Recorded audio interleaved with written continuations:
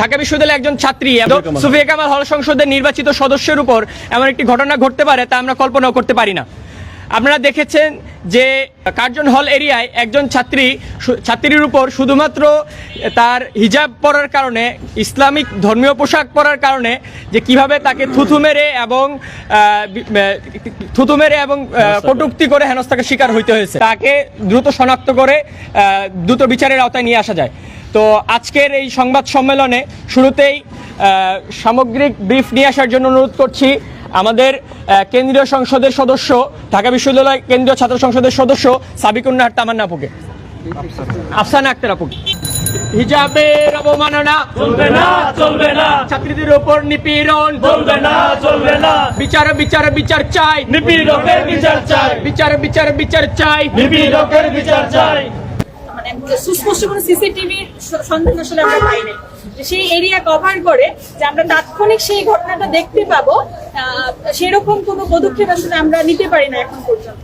এবং এমন একটা এরিয়া, এবং সেটা খুবই গুরুত্বপূর্ণ একটা জায়গা। আপনারা যদি সেই জায়গাটা দেখেন যে একদম পরীক্ষার হলের সামনে সবসময় স্টুডেন্টদের চলাচল থাকে, এবং এরকম একটা জায়গা এতটা অরক্ষিত সিসিটিভি ফুটেজের আওতার বাইরে বলা যায়। হাত ধরে মানে সে তার হাত ধরে হচ্ছে শারীরিকভাবে লাঞ্ছিত করার মতো ঘটনাও ঘটেছে।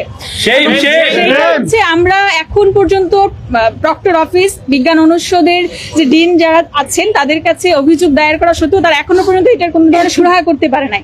এবং আমরা আরেকটা বিষয় লক্ষ্য করলাম যে ভিকটিম যখন সেটা সোশ্যাল মিডিয়ায় পোস্ট করলেন, তখন সেইখানে আইনি পদক্ষেপ যত তাড়াতাড়ি নেওয়ার কথা ছিল সেটা না হয়ে আমরা ভিকটিম ব্লেমিং এর বিষয়টা দেখতে পেলাম, যে অনেকেই সেখানে তাকে তুমি তো অযোগ্য, তুমি সেখানে কেন প্রতিবাদ করতে পারো নাই, তোমার উপর এটাই হওয়া উচিত ছিল।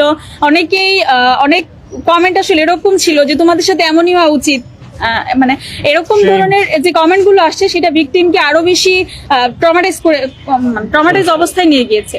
তো সামগ্রিকভাবে আমরা আসলে বিশ্ববিদ্যালয় এরিয়ায় এরকম অরক্ষিত মানে জায়গা থাকবে সেটা আসলে আমরা চিন্তাও করতে পারি না।